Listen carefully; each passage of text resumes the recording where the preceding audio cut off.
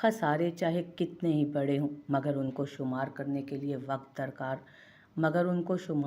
लिए वक्त नहीं रुकता। वो अपनी रफ्तार से चलता रहता है। बस इंसान ही है जो वक्त से आगे निकलने की कोशिश में रहता है, कभी वक्त से बहुत पीछे रह जाता है। कम ही लोग हैं जो मुसलसल वक्त के साथ चल पाते होंगे। सबके लिए तो एक माह हो गया था इस सानेहे को, मगर हुरिया आज भी वहीं खड़ी थी। उसके लिए ज़िंदगी रुक गई थी। बहुत हद तक वो खुद को संभाल चुकी थी, क्योंकि वो घर में किसी और को अपनी वजह से परेशान नहीं करना चाहती थी। इसलिए वो कोशिश करती थी कि अब ज़्यादा वक्त वो उन सबके साथ ही गुजारे, क्योंकि कमरे में सिवाय वहशत के और क्या रखा था। वो तो ऐसा गया था कि पलट के खबर तक ही ना ली। मामूल का एक दिन था जब पेशावर के किसी हॉस्पिटल से फ़ोन आया कि कल रात एक रोड एक्सीडेंट में इंतहाई ज़ख्मी हालत में लाए जाने वाले 3 लोगों में से एक आज सुबह होने से पहले ही जान की बाजी हार गया। हमें अभी उनका वॉलेट मिला तो आपको इन्फॉर्म किया जा रहा है, आप लोग आकर डेड बॉडी ले जाएं। सब अपनी अपनी जगह गुमसुम से थे, जैसे बोलने के लिए सारे लफ्ज़ ख़त्म हो गए। कितनी ही देर गुजर गई मगर सब साकित बैठे थे।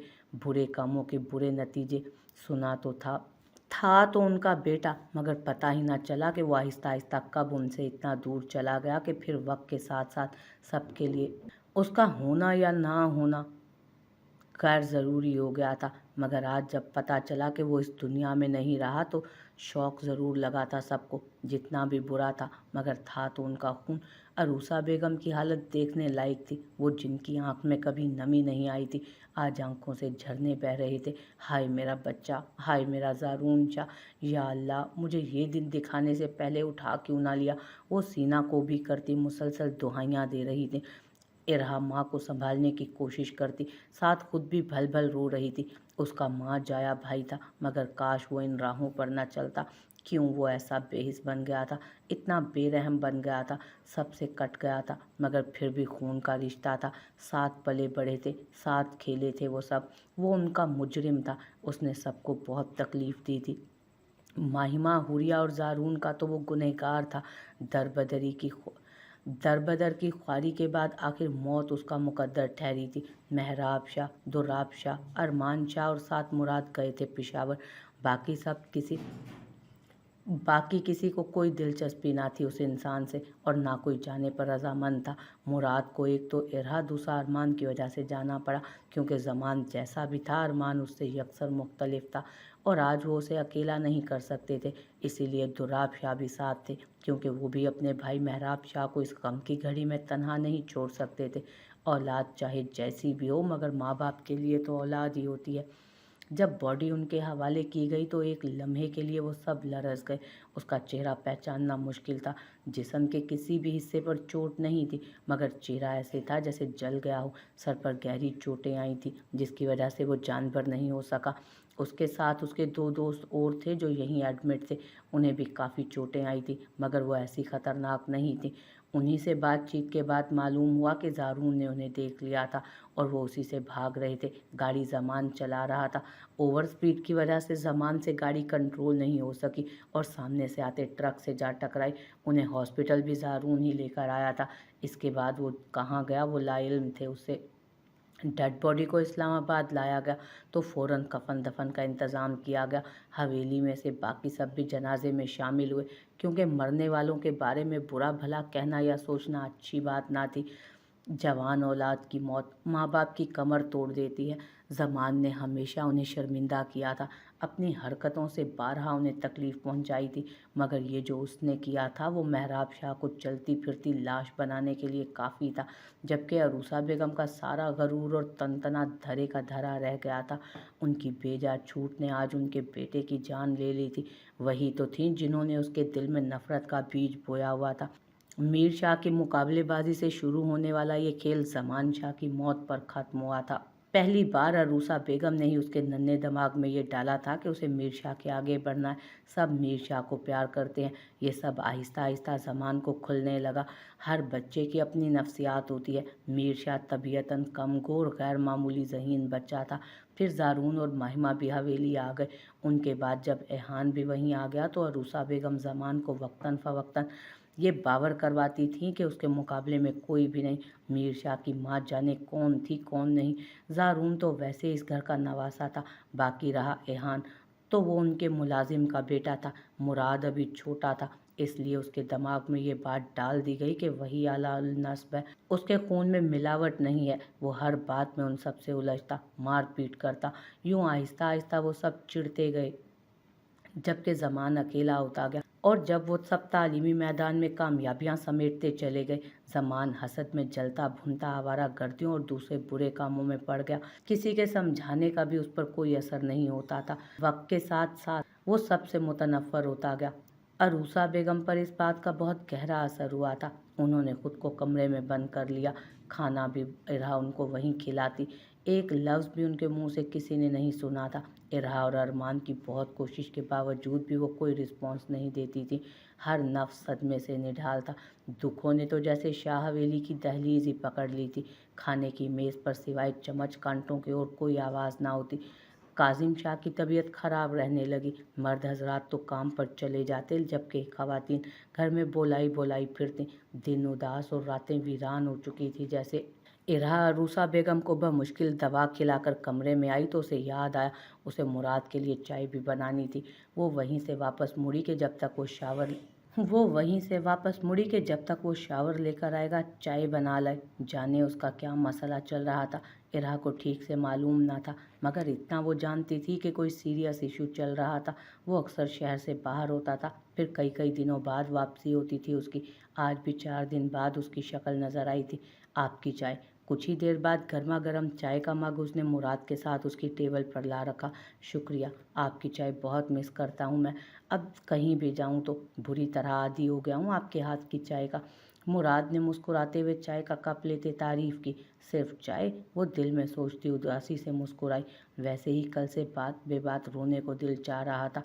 मुराद चाय पीते गहरी नज़रों से उसका जायज़ा लेते उसके चेहरे के उतार चढ़ाव देख रहा था। कल कोई बात हुई है? उसके अचानक पूछने पर इरहा का दिल पूरी कुव्वत से सिकुड़ कर फैला। नहीं तो क्या हुआ? वो मुश्किल से खुद को नॉर्मल करती बोल पाई। वैसे ही पूछा, कल बात हुई मामा से तो पता चला आपकी तबीयत ठीक नहीं। क्या हुआ था? ख्याल क्यों नहीं रखती अपना? हर वक्त खुद को इधर उधर के कामों में क्यों उलझाए रखती हैं? खुद पर भी तवज्जो दिया करें। उसने नरमी से उसका हाथ थाम कर उसे अपनी गोद में ही बिठा लिया। ठीक है अब तबीयत। घबराहट के मारे उससे बोला ही नहीं जा रहा था। मुझे मामा कुछ और भी कह रही थी। मुराद ने उसकी घबराहट से महसूस होते जानबूझकर बात आगे बढ़ाई। वो उससे दो टोक बात करने का सोच कर ही अपना काम छोड़ कर आया था। क्या बात? इरहा को लगा उसका दिल सीने में नहीं जैसे कानों में धड़क रहा हो। वही बात जिससे आपने यकीनन रो रो कर अपनी तबीयत खराब की होगी। उसका लहजा आंच देता हुआ था। उसकी गर्म सांसों की तपिश इरहा का चेहरा झुलसा रही थी। मैं नहीं, कब आपको गलत फहमी हुई होगी कोई। वो जल्दी में जो उल्टा सीधा बोल सकी बोलती उठने लगी कि उसकी इतनी कुर्बत भी कहाँ बर्दाश्त होती थी उससे। मुराद उसकी कोशिश नाकाम बनाते हुए उसकी तरफ झुका। आप शायद भूल रही हैं, मुझे गलत फहमियाँ नहीं होती। उफ, ये बंदा। इरहा कैसे भूल सकती थी भला। खैर, आपने जवाब नहीं दिया मेरी बात का। वो दोबारा मुद्दे पर आया। मुझे नहीं पता आप कौन सी बात कर रहे हैं, और अब छोड़े, मुझे नमाज अदा करनी है अभी। वो अनजान बनी। ओके, मैं बता देता हूँ आपको, फिर शायद आपको याद आ जाए। वो शरारतन मुस्कुराता इरहा का दिल धड़का गया। बिलाशुबा वो मुस्कुराते हुए और भी हसीन लगता था। नहीं, इसकी ज़रूरत नहीं। वो जल्दी से बोली। यकीनन शहाना बेगम उसे सब बता चुकी होंगी। उसकी कल तबीयत खराब हो गई थी, कुछ वैसे ही घर में चल रही टेंशन की वजह से। फिर अरूसा बेगम की वजह से भी फिक्रमंद रहती थी। इसी वजह से खाने पीने पर कम ही तवज्जो दे रही थी। कल भी वो सारा दिन इधर उधर के कामों में उलझी रही कि शाम को मारे भूख के चक्कर आने लगे। पहले उसके चक्करों और फिर ओवर ईटिंग के बाइस होने वाली वॉमिट का वो सब कुछ और ही मतलब निकाल चुके थे। उसने फ़ौरन से पहले उनकी गलत फहमी दूर की कि ऐसा कुछ नहीं। अल्लाह ने चाहा तो बहुत जल्द वो अपना कर्म करेगा। शाहाना, तुम ऐसा करना, किसी दिन इरहा को हॉस्पिटल ले जा, या मुराद को कहना कि किसी अच्छी सी डॉक्टर से चेकअप करवाए। बीजान अपनी धुन में जाने क्या क्या बोल रही थी, मगर इरहा के सर पर तो धमाके हो रहे थे। जिस बात का डर था वही हुआ। ये बात मुराद तक भी पहुंच चुकी थी। वो उसके सामने रोना नहीं चाहती थी। हालांकि अपनी ज़िंदगी का ये सूनापन हर गुज़रते दिन के साथ उसे भी शिद्दत से महसूस होता था, मगर वो क्या कर सकती थी सिवाय सब्र और इंतज़ार के। मगर जाने क्यों उस संगदिल के सामने ज़ब्त के बावजूद उसका दिल भर आया। आंसू टप टप उसकी गोद में रखे हाथों पर गिरने लगे। मुराद ने अंगूठे से उसके आंसू साफ किए तो वो होश में आई। फिर उठने की कोशिश की, मगर उसकी गिरफ्त मजबूत थी, सो नाकाम रही। अपनी बेबसी पर उसे मजीद रोना आया। काफ़ी देर वो रोती रही। जब हिचकियाँ बंद गईं तो मुराद ने खामोशी से टेबल पर पड़ा पानी का गिलास उठाकर उसके लबों से लगाया और एक हाथ से उसकी कमर रब करने लगा। हद है इरा मुराद शाह, इतने महीनों से आप सिर्फ रोने का ही काम कर रही हैं। अगर आपने रोने की बजाय मुझसे कभी बात करने की कोशिश की होती तो हालात इससे मुख्तलिफ होते। और नहीं तो यही बता दें कि मैं कब तक आपका मुंतज़िर रहूं, कब तक आपके जवाब का इंतज़ार करूं, कब तक आप खुद को इस अजियत में मुब्तला रखेंगी, कब तक मैं आपसे दूरी की सज़ा काटूं। क्या चाहती हैं आप? आखिर बता क्यों नहीं देती? रातों को आप रोती हैं, मैं लाइल्म नहीं हूँ इस सब से, तो क्यों हम दोनों को जुदाई की मार मार रही हैं?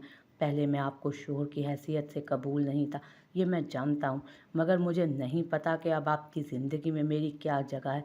मैं ख़ुद को आप पर थोपना नहीं चाहता। अगर ये करना होता तो आज हमारे दरमियान ये फासले ना होते। मैं आपकी रजामंदी चाहता हूँ, कोई इशारा ही दे दें, ख़त्म करें ये सब। मुराद मध्यम सा बोलता उसके कंधे से सर टिका गया। आपकी आंखें जो कहती हैं वो आपके लबों पर क्यों नहीं है? मैंने बारहा इन आंखों में जो पढ़ा है, अब मैं वो आपके मुंह से सुनना चाहता हूँ। कह दो ना यार कि प्यार करने लगी हो मुझसे। क्यों अपने साथ साथ मुझे भी सूली पर लटका रखा है? आज बोल दें कि इरहा शाह को मुराद शाह से मोहब्बत हो गई है। मिटा दें ये जानलेवा दूरियां प्लीज़। मुराद शाह की गंभीर आवाज़ में की जाने वाली कसर गोशियाँ इरहा को कांपने पर मजबूर कर रही थी। दिल था कि काबू से बाहर हुआ जा रहा था। उसकी मोहब्बत तो इरहा के वजूद को आकाश बेल की तरह चिमट गई थी। सब वाज़ेह हो गया था, सारे खदशे दूर हो गए थे, बदगुमानियों के बादल छट गए थे। इरहा जो उसकी बेरुखी और खुद से रखे जाने वाले फासले पर ये समझकर कुढ़ती थी कि वो उसे अपने काबिल नहीं समझता अब, मगर ये गिरह भी आज खुल गई थी कि वो उसकी तरफ से पहल का मुंतज़िर है। कुछ तो बोले। मुराद ने उसके बालों में मुंह घुसाते हुए उसे बोलने पर उकसाया। मेरी माँ शिद्दत से मुंतज़िर है मेरे बच्चे खिलाने की, इससे पहले कि वो सच में आपको पकड़ कर किसी डॉक्टर के पास ले जाए। बता दें मुझे क्या है आपके दिल में? इरहा बिना कोई जवाब दिए उस बटे हुए ध्यान का फ़ायदा उठाती कांपती लरजती टांगों से उठकर भागी और कमरे से निकल गई। मुराद का दिल धक से रह गया, सारा खुमार फुर से उड़ गया। इसका क्या मतलब हुआ? इरहा का यूं बिना कुछ कहे उठकर चले जाना। क्या था ये सब? उसको झटक कर जा चुकी थी वो। मुराद की ज़ात आज फिर सवालिया निशान बनकर रह गई थी। रात वो मुराद के सोने के बाद कमरे में आई थी और सुबह वो उसके उठने से पहले जा चुका था। उसे परेशानी तो हुई, मगर फिर कुछ सोचकर रिलैक्स हुई। उसे आज अरूसा बेगम को लेकर डॉक्टर के पास भी जाना था कि उनकी ये गंभीर खामोशी सबके लिए परेशानी का बाइस बनी हुई थी। सब तो नॉर्मल हो गए थे, मगर वो वैसे ही खामोश कमरे में बंद थी। शायद ये उनका एहसास जुर्म था जो उन्हें कचोके लगा रहा था। हसद की आग में जलता भलता उनका बेटा सारी जिंदगी बंजारों की तरह भटकता रहा और आखिरकार उसी जलन में वो अपने भयानक अंजाम को जा पहुंचा। सब ठीक था, मगर फिर भी सब उदास थे। एक अनदेखी वहशत की लपेट में थे सब। इरहा जल्दी से तैयार होकर अरूसा बेगम को साथ लिए बाहर आई। अरमान उनका वेट कर रहा था। उनका इरादा था कि किसी अच्छे से साइकोलॉजिस्ट के पास जाएंगे। उष्णा की नाज़बरदारियों में सब ने कोई कसर नहीं छोड़ी थी, जबकि मीर शाह का बस नहीं चल रहा था कि या तो वो सब छोड़कर घर बैठ जाए या फिर उष्णा को साथ लेकर जाया करे। उष्णा की ज़रा सी तबीयत बोझल होती तो उसकी जान पर बनाती थी। सही मायनों में हथेली का छाला बना के रखा हुआ था। आजकल सरे शाम ही वो हवेली में मौजूद होता था, जिस पर उसका खूब रिकॉर्ड भी लगता। अब एहसास हुआ कि औलाद क्या चीज़ है। कितने कितने दिन शक्ल नहीं दिखाते थे, मैं कैसे परेशान रहती थी। बीजान ने प्यार से उसके बालों में हाथ फेरते हुए कहा, तो आपने हमें फिर ये क्यों सिखाया कि हमें कुछ करना है, कुछ बनना है, और वो भी ईमानदारी से? अगर आपने ये हमारी घुट्टी में शामिल ना किया होता तो हम भी बिना कुछ कहे आराम से ड्यूटी छोड़कर घर आ जाया करते। और तनख्वाह ले लेते, जिसकी कोई ख़ास ज़रूरत नहीं, कि अल्लाह का दिया सब कुछ है। मगर ये आपकी तरबियत का नतीजा है कि मैंने अपने मुल्क के लिए जितना मैं कर सकूं उतना करने का फ़ैसला किया, और फिर मेरे भाइयों ने भी ये राह चुनी। आज वो सब अपनी अपनी जगह पर जिस जिस ओहदे पर काम कर रहे हैं। मुझे खुशी है कि वो भी अपना काम ईमानदारी और लगन से पूरे जोश और वलवले से कर रहे हैं। मीर ने उनकी गोद में सर रखते उन्हें तफसीलन जवाब दिया, अल्लाह तुम सबका निगहबान हो, तुम सबको अपनी अमान में रखे। मुझे फ़ख्र है अपने बच्चों पर कि वो अपने मुल्क व कौम की खिदमत के लिए अपने आराम सुकून दिन रात को पसे पुश डालकर लगन से काम कर रहे हैं। अल्लाह सब माओं के बेटों को खैर करे, जिनकी वजह से हम सब सुकून से सोते हैं। वो मुख्तलिफ महाज़ों पर लड़ते हैं और नागहानी हालत में मुल्क दुश्मन अनासिर से नबरदा आजमा होते हैं। बस आपकी दुआओं का ही नतीजा है बीजान कि हमें मुश्किल से मुश्किल हालात से भी निकाल लाती हैं। हमें कभी डर नहीं लगा, क्योंकि हमें पता है कि आप हमारे लिए दुआ गो होंगी, और यही बात हमें और हिम्मत देती है। वो दोनों दादी पोता आज फुर्सत से गुफ्तगू में मगन थे कि मीर शाह आज छुट्टी पर था और उष्ना उस वक्त सो रही थी, जिस वक्त वो कुछ टाइम के लिए उठकर बीजान के पास चला आया। इरा हॉस्पिटल गई हुई थी। फरवा को रात से बुखार था। वो अपने कमरे में थी। माहिमा एहान के ऑफिस जाने के बाद से मुलाजमा से हवेली ठीक करवाने में मसरूफ़ थी, क्योंकि हुरिया अपने कमरे में थी नाश्ते के बाद से। शाहाना, आज ये सारे कुशन्स के कवर चेंज करना, मैंने निकलवा कर रखे हैं, वो चढ़ा देना। वो मुलाजमा को हिदायत देती पलटी के अंदर दाखिल होते ज़ारून पर नज़र पड़ी। कुछ देर तो उसे अपनी नज़रों का धोखा ही लगा, फिर चीख मारती वो भागकर उससे लिपट गई। भाई कहाँ चले गए थे आप? आपको पता भी है सब कितना परेशान थे। और हुरिया भाभी, क्या आपको उनकी हालत नहीं पता कितनी ख़राब थी उनकी तबीयत? वो बच्चों की तरह सूं सूं करती उससे लिपटी हुई थी। ज़ारून उदासी से मुस्कुराया और उसके सर पर प्यार किया। अच्छा, अब बाकी का इंटरव्यू बाद में कर लेना, आगे तो आने दो यार। ज़रा नहीं बदली तुम। इस शर्ट को देखो, ख़राब कर दी। खुदा के लिए एहान की शर्ट्स का ऐसे कबाड़ा ना करना, बहुत नफीस बंदा है वो। ज़ारून ने उसका ध्यान अपनी तरफ से हटाने को बात बदली, जबकि माहिमा अपने भाई के मुंह से ऐसी बात सुनकर बुरी तरह नर्वस हुई। ओह सॉरी, आए आप अंदर। बाकी सब कहाँ हैं? उसने खाली लाउंज देखकर चारों ओर नज़र घुमाई। वो दुश्मन जान भी कहीं नज़र न आई। कमरे में थी शायद। अगर सबसे मुराद हुरिया भाभी हैं तो इस वक्त कमरे में है, और यकीनन आपसे बहुत नाराज़ भी। मैंने सबका ही पूछा है।